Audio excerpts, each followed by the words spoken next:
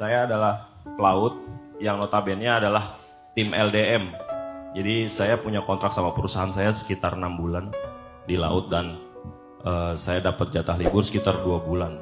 Pertanyaan saya adalah, tanggung jawab saya sebagai seorang suami selain menafkahi keluarga saya adalah memberikan pelajaran atau memberikan ilmu kepada keluarga saya, baik agama maupun di luar agama. Sedangkan saya tidak bisa selalu menemani mereka di setiap harinya. Kemudian apa saran dari Gurunda dan masukan dari Gurunda supaya saya tidak dilema antara saya memberikan nafkah secara harfiah sebagai seorang ayah dan seorang suami yang diwajibkan mendidik keluarga saya, sedangkan saya tidak ada di rumah seperti suami dan ayah-ayah lainnya. Terima kasih Gurunda, terima kasih Kak Buni. Istri atau ibu itu adalah guru bagi anak-anak, ayah itu kepala sekolah. Jadi ayah itu secara tanggung jawab itu bukan guru sebetulnya. Tapi kalau dia mengambil peran sebagai guru itu bonus. Tapi secara tanggung jawab ayah itu kepala sekolah. Kenapa dia kepala sekolah? Karena dia itu amanahnya bukan cuma ngurus keluarganya. Sebetulnya laki-laki muslim itu amanahnya 2, ngurus keluarga dan ngurus umat. Dia punya tanggung jawab umat sebetulnya laki-laki muslim. Karena dia kesatria, dia pengangkut beban. Jadi kalau laki-laki muslim cuma mikirin hidup diri dia dan keluarganya, dia belum utuh sebagai seorang cowok. Baru disebut dia cowok, maskulin, rijal, kalau dia bisa mengambil 2 tanggung jawab sekaligus. Yang pertama tanggung jawab keluarganya, yang kedua tanggung jawab umat. Umat di sini bisa bangsa, bisa masyarakat, bisa sosial dan seterusnya. Pokoknya tanggung jawab orang lain, bukan hanya keluarganya aja. Itulah muslim sejati. Sehingga untuk mengambil tanggung jawab orang lain, dia berkarir. Dengan pekerjaan itu dia memberi manfaat. Baik manfaat langsung dari aktivitas pekerjaannya maupun manfaat lewat hasil pekerjaannya. Kalau dia ngerasa aktivitas pekerjaannya nggak langsung directly ngasih manfaat, minimal hasilnya ketika dia dapat uang itu bisa dia pakai untuk memberi manfaat bagi orang lain selain keluarganya. Bentuknya bisa zakat, bentuknya bisa sedekah, bentuknya bisa wakaf, banyak varian lah kebermanfaatan. Dan itu emang bagian dari tanggung jawab laki-laki. Jadi makanya laki-laki nggak disebut sebagai guru di rumah karena dia punya tanggung jawab juga di luar. Kalau dia incasnya di rumah aja, maka siapa yang ngurus bangsa, siapa yang ngurus negara, siapa yang ngurus masyarakat, siapa yang ngurus umat Nabi. Semakin banyak yang diurus di luar, semakin dia laki-laki sejati. Jadi cowok sejati dalam Islam itu dilihat dari seberapa banyak beban yang dia angkat. Semakin banyak beban yang dia angkat, bukan beban fisik ya, beban tanggung jawab, berarti semakin dia tuh rijal, laki-laki sejati dalam Islam. Itulah kenapa fungsinya di rumah sebagai kepala keluarga dan juga kepala sekolah dalam konteks pendidikan. Yang namanya kepala sekolah nggak harus selalu ngajar kan? Tapi dia bertanggung jawab tentang proses belajar mengajar yang berlangsung. Mulai dari kurikulumnya, administrasinya, operasionalnya, keuangannya, dan seterusnya. Pokoknya dia tanggung jawab the whole project dari sekolah itu.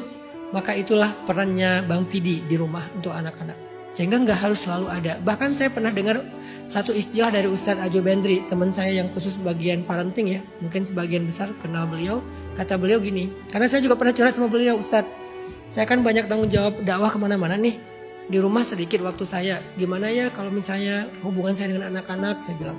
Kata beliau, Ustadz, ini sesama Ustadz ini saling menasihati gitu. Kalau saya nasihatin beliau mungkin bab apa, beliau ngasih nasihat saya bab parenting. Kata beliau, ayah itu tidak harus selalu ada, tapi dia ada di waktu yang tepat. Ayah itu tidak harus selalu ada, tapi dia ada di waktu yang tepat. Coba belajar dari Nabiullah Ibrahim dengan Ismail, itu LDRan banget itu. Jadi inspirasinya Bang Pidi itu Nabi Ibrahim dengan Ismail. Tahu nggak rahasia suksesnya Nabi Ismail itu apa? Ibunya, Hajar. Karena dengan ayahnya kan jarang ketemu kan. Tapi Ismail menjadi anak yang soleh, penyabar, nggak pernah marah. Karena Ismail itu julukannya Ghulamun Halim. Halim tadi, sangat penyabar, nggak gampang marah. Dan seterusnya sampai mendirikan peradaban yang bernama Makkah. Sampai hari ini menjadi negeri yang sangat diberkahi. Itu hasil didikan siapa? Ibunya. Jadi Ibrahim itu berhasil mendidik Sayyidah Hajar untuk menjadi seorang ustazah terbaik bagi Ismail. Dan ada satu rahasia bagaimana supaya ustazah ini atau guru ini mendidik anak kita dengan cara yang paling baik. Salah satu rahasianya adalah senangkan hati gurunya. Cukupkan kebutuhan gurunya. Ihsanlah kepada gurunya. Arti ihsan, royallah sama istri. Itu salah satu call to actionnya. Royallah sama istri kalian. Jangan irit sama istri itu. Oh, mau direkam ya? Ini kayak pesan sponsor. Fatwa. Apa tadi teh? Salah satu rahasia kesuksesan pendidikan di rumah itu ada di tangan ibu. Seperti Sayyidah Hajar. Dan ibu adalah ustazah bagi anaknya, guru bagi anaknya. Dan salah satu rahasia supaya dia menjadi guru terbaik buat anaknya, bahagiakan hatinya. Senangkan dia, penuhi kebutuhannya dengan cara ihsan. Apa itu ihsan? Royal. Kalau ngasih, jangan pas, kasihlah yang lebih. Sehingga call to actionnya dalam Islam adalah jadilah seorang suami yang dermawan kepada istri. Misalnya kebutuhan istri sebulan 50 juta. Kasih 70 juta ke, 75 juta. Yang lebih namanya juga ihsan. Ihsan itu ngasih lebih. Kenapa? Karena dia takut kurang, mending lebih. Itu namanya ihsan. Jadi Bang Pidi udah tahu sekarang gimana cara biar istri bisa ngedidik anak dengan baik.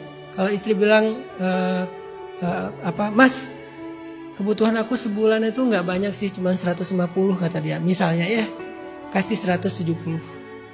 Kebutuhan aku 15 juta, kasih 17 juta. Kebutuhan aku 5 juta, kasih 6 juta. Lebihin.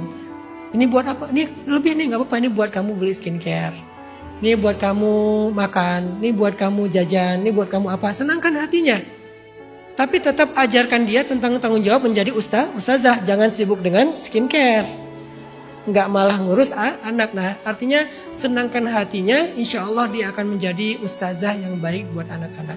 Selain menyenangkan bukan hanya dengan materi kan, dengan perhatian, dengan kasih sayang, dengan ya bentuk cinta dan seterusnya. Insya Allah kalau istri bahagia, maka pendidikan di rumah itu akan menjadi pendidikan terbaik. Malah lebih mahal daripada pendidikan di sekolah formal.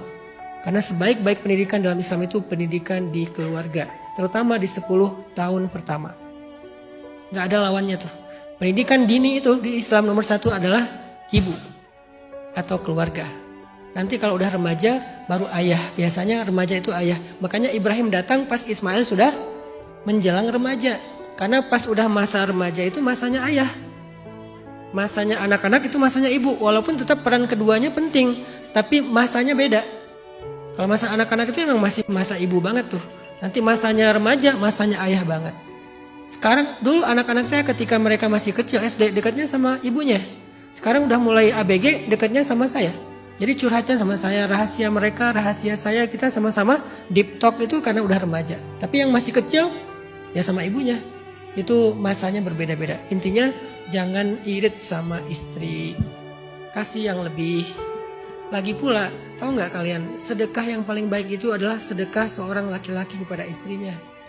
Jadi kalau kita sedekah keluar aja pahalanya gede, apalagi sedekah ke istri. Jadi ketika kalian memberikan nafkah istri, itu jangan dianggap sebagai kewajiban, anggaplah sebagai sedekah yang bernilai ibadah di sisi Allah. Dan tidak ada sedekah kata Nabi yang lebih besar nilainya di mata Allah, bahkan lebih daripada jihad fisabilillah, selain nafkahnya seorang suami kepada istrinya. Kalau ini berjalan kayaknya Indonesia aman-aman aja sih. Gak butuh apa ya istilahnya bantuan tunai apa segala macam. Karena tunai itu dari suaminya udah Masya Allah ya. Kalau kehidupan rumah tangganya finansialnya normal. Tapi kalau gak normal semoga ada jalan keluar.